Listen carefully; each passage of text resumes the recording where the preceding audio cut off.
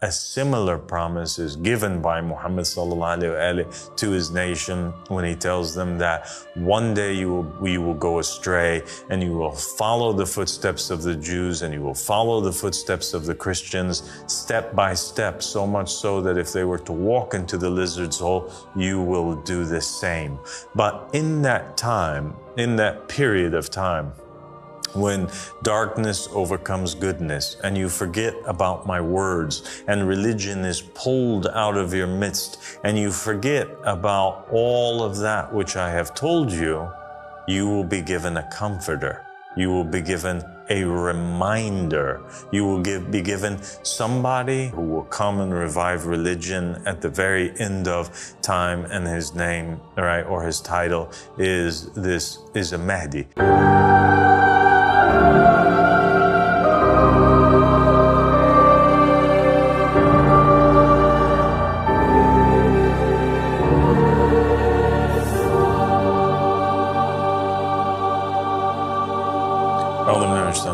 بسم الله الرحمن الرحيم اللهم صل على محمد وآل محمد الأم والمهدينا وسلم تسليما السلام عليكم ورحمة الله وبركاته. My dear brother and companion Mark. Walaikum salam wa rahmatullahi wa barakatuh. Thank you for joining me. Thank you so much. God bless you.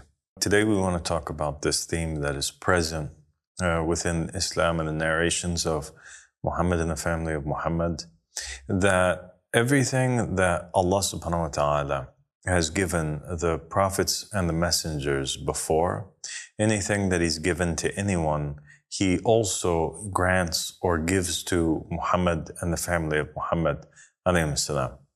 And I think that this is, when we look at it from above, at first glance, it might not seem so significant of a matter. But when we begin to hone in on the details and the fine print, it has huge implications that are important for all Muslims and people of faith to understand. So the most obvious illustration of this comes in the prayer, the Muhammadan prayer, the prayer of the sixth covenant, the one that Muhammad sallallahu alaihi wasallam had established when he says and he commands those who pray to say in their prayer, "O Allah, send your peace and blessings upon Muhammad and the family of Muhammad as you've sent your peace and blessings upon Abraham and the family of Abraham." And so here we have an example in the prayer where God is instructing, Muhammad sallallahu alaihi wasallam is instructing that the people admit, confess with their tongues in their daily prayers that Allah subhanahu wa ta'ala will bless Muhammad sallallahu alaihi wasallam and his family in the same way that He blessed Abraham and his family.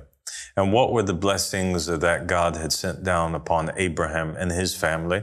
Well, one, Abraham is known as the Khalil of Allah subhanahu wa ta'ala.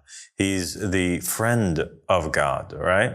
And Muhammad sallallahu alaihi wasallam is the Habib of Allah subhanahu wa ta'ala, the beloved of Allah subhanahu wa ta'ala. So here we have God granting Muhammad what He granted to Abraham, but even more so, on a closer level, even on a more deeper level than He did to Abraham. If Abraham's the friend, then Muhammad is the beloved.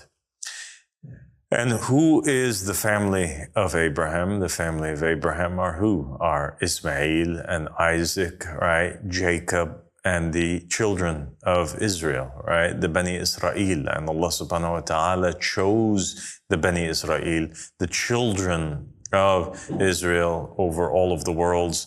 And so in the same fashion, Allah subhanahu wa ta'ala must have chosen the family of Muhammad sallallahu alaihi wasallam over all of the worlds, but even in a much greater way. And we see this actually plainly being demonstrated in many of the narrations. For example, you have a narration whereby the Prophet Muhammad sallallahu alaihi wasallam says that Al-Hasan and Al-Hussein are the masters of all of the youth of paradise.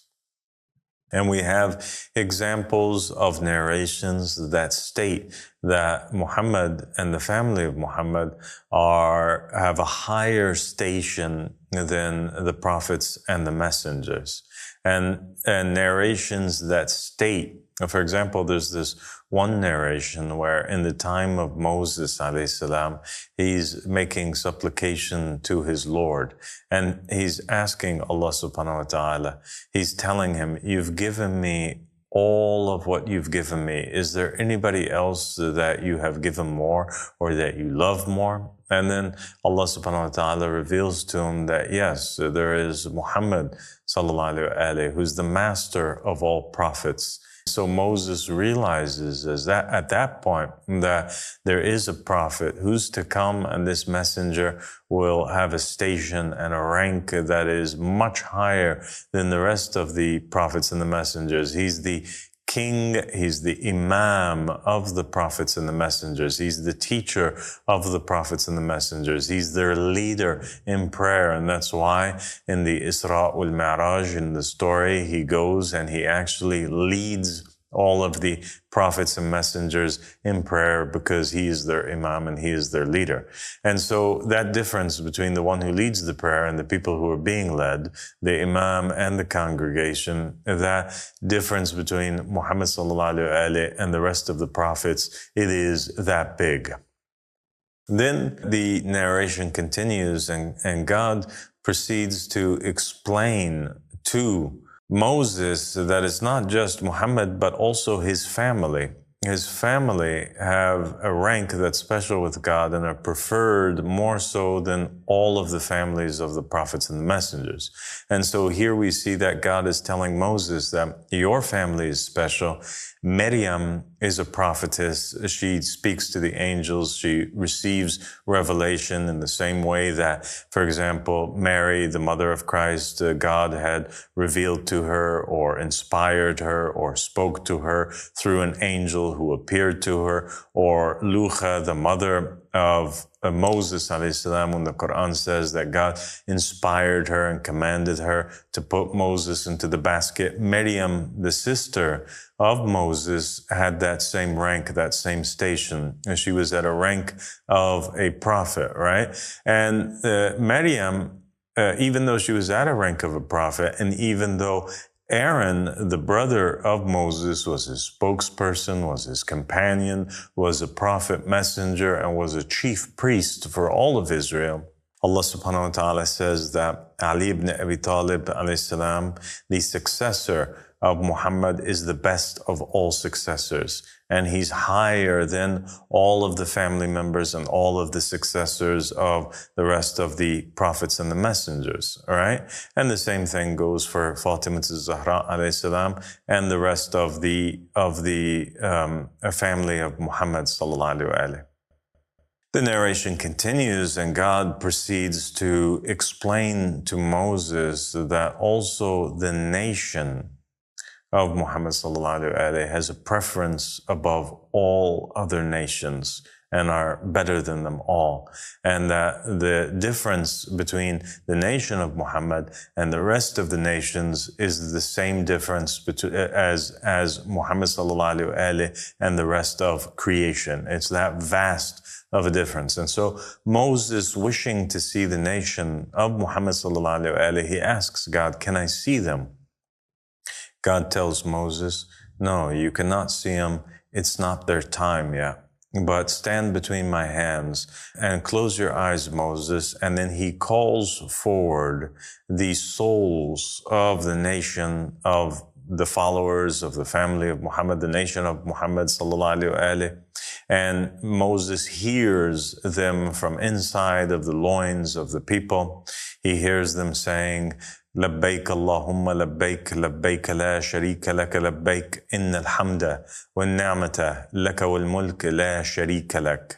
They were saying the لبيك, God, we are for you, we respond to you, we hear you, oh God, for you is kingship, for you is praise. And Allah subhanahu wa ta'ala ended up making this the chant that the believers make at pilgrimage because of what the believers from the nation of Muhammad sallallahu alaihi wasallam had chanted at that moment when he called them forward from the loins and Moses heard their voices.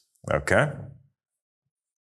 And so we see here that Allah subhanahu wa ta'ala grants for Muhammad and his family all of that which he granted to the rest of the nations. God chooses Abraham, blesses him, blesses his family, chooses them. He does the same for Muhammad and his family. God prefers the nation of Israel. Well, guess what? God comes and he prefers the nation of Muhammad sallallahu alaihi wasallam, but each time he does so to a higher level and a higher rank. He grants Muhammad and his family that which he granted the others, but more on top of that. And that is also a theme that we find that is really evident in the miracles that were displayed. For example, you have Moses was given the Torah, and in Islam, Muhammad sallallahu alaihi wasallam was given the Quran. And the Quran is better than the Torah, right? According to the narrations of Muhammad and the family of Muhammad alayhi salam.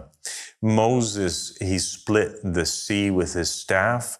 Muhammad sallallahu alaihi wasallam, with his dua, he split the moon. And so what's more difficult, to split the sea or to split the moon? And so we find consistently these matters appearing in the traditions and in the narrations, this theme which is repeated. And we find it also repeated in the promises which were given to Muhammad sallallahu alaihi wasallam.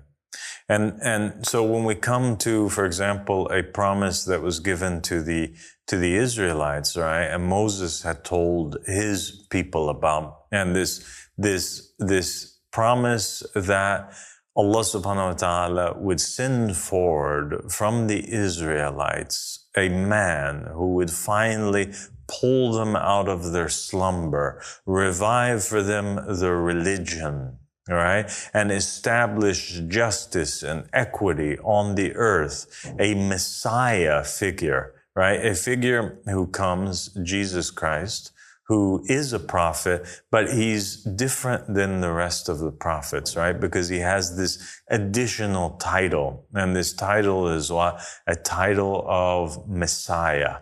Nobody else was a Messiah except for Jesus Christ, right? And this messianic figure was a figure that all of the prophets from the Bani Israel, they looked forward to. And actually they saw their prophethood and their works that they had done as blocks, bricks that they were placing one on top of the other in order that they may pave the road for the appearance and the coming of the Messiah, alayhi salam. And when the Messiah came and he appeared and he taught the people and he showed great miracles and he healed the leper and he cured the blind and he exorcised demons, right? And the souls of the prophets and the messengers, like in the scene of the transfiguration of Christ, they appeared by his side as students of his and disciples. You had Moses and Elijah appearing in front of his disciples in that scene of the transfiguration of Christ. And so Jesus was given all these incredible things, and Allah subhanahu wa ta'ala would not have let that pass and not grant a nation and a prophet who is better than Moses, right, and higher than him, and a nation that is better than the Bani Israel, the same thing. And that is exactly why we see that a similar promise is given by Muhammad sallallahu alaihi wasallam to his nation when he tells them that one day you will go astray and you will follow the footsteps of the Jews and you will follow the footsteps of the Christians step by step, so much so that if they were to walk into the lizard's hole, you will do the same. But in that time, in that period of time, when darkness overcomes goodness and you forget about my words and religion is pulled out of your midst and you forget about all of that which I have told you, you will be given a comforter. You will be given a reminder. You will be given somebody who will come to you, whose name is a Mahdi, right? Who's a Mahdi. That's his title. Just like Jesus was given the title of a Messiah, this figure that will come, there's also this special title that's given to a figure who will come and revive religion at the very end of time, and his name, right, or his title is a Mahdi. And so what will the Mahdi do? Certainly he will do those same things, but even more than what it is that Jesus had done. And we will see and that's why we see in the narrations that some of the miracles that the Mahdi performs parallel the miracles that the prophets and the messengers had done, but on a greater scale. You have, for example, a scene where Jesus is walking on water in the middle of a storm, and his disciples are in a ship.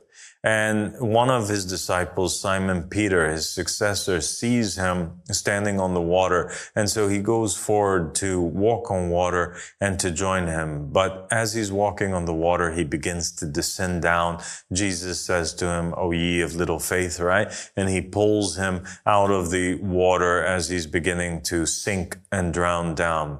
Well, the same thing happens with the Qa'im, with the Mahdi.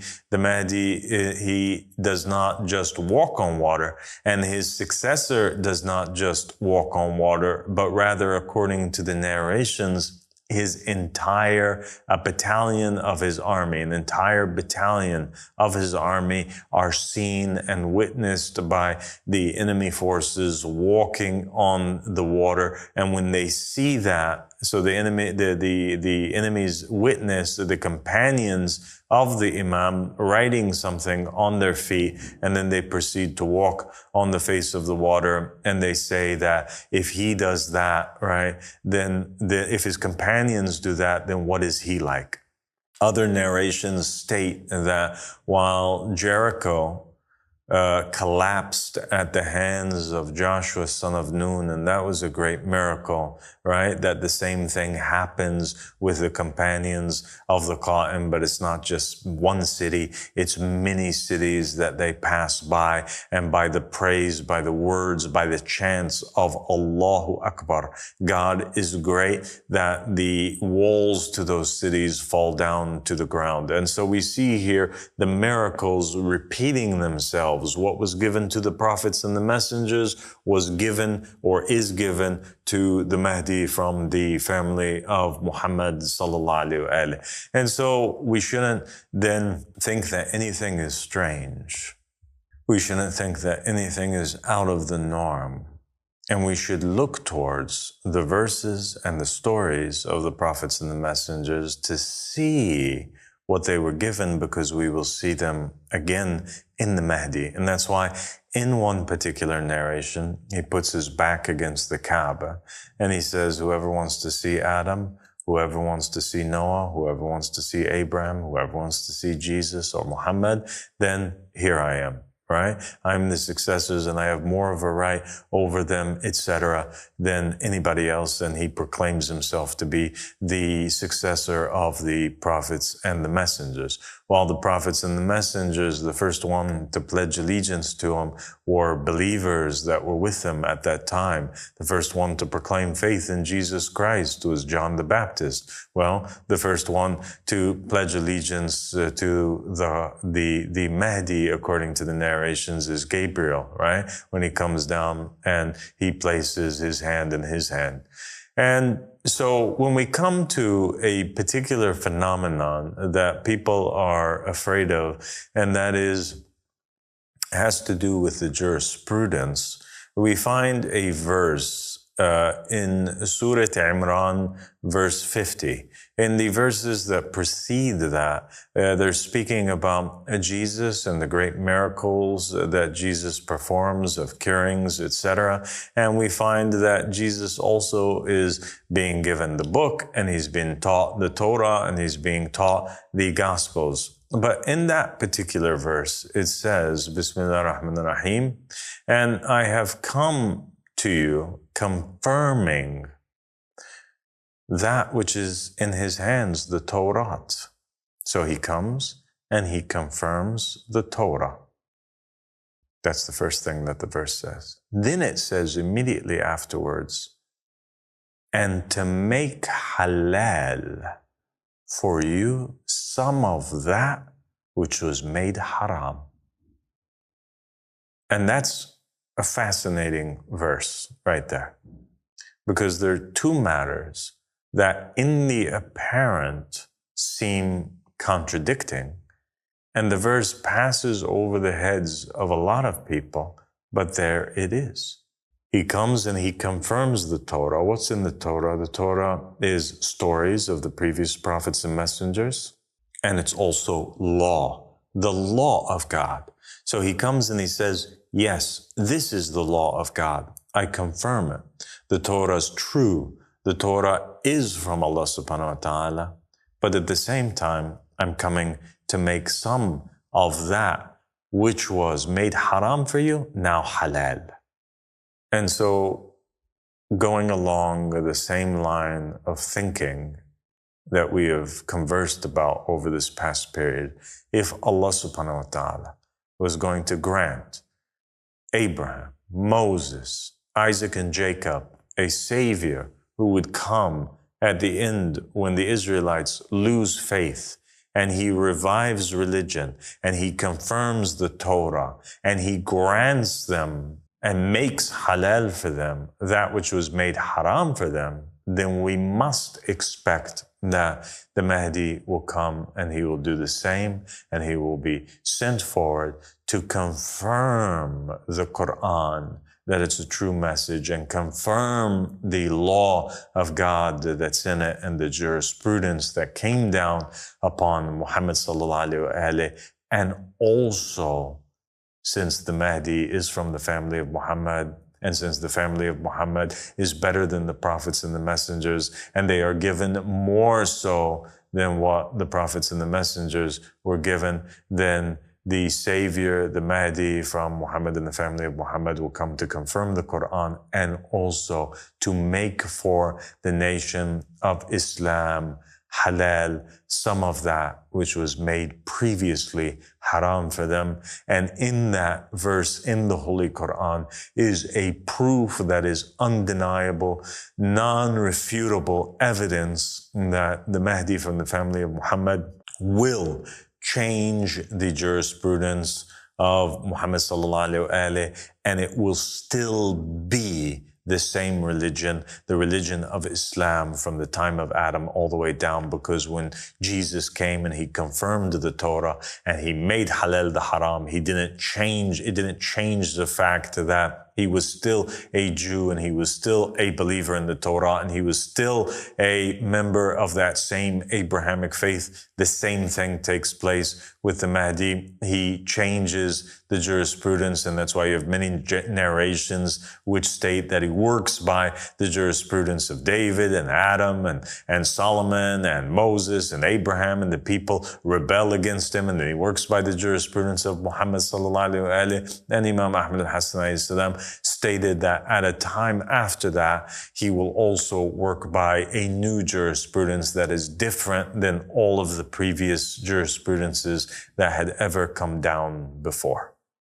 That's amazing, because we all read the Quran. Me, myself, I'm French. I read the Quran many times. I read the Bible many times. And it's true that when we don't have the right key, we are blind. We can read these books for thousands of years, but if somebody from God doesn't come and give us a key that give us the right to see what is true and what is not true, is impossible to see. It's impossible to see. It's like you curing the blind with these lectures. This is what I see when I followed your videos. So thank you so much. And thank you so much, Mark. God bless you. Thank you. Assalamu alaikum. Wa alaikum salam.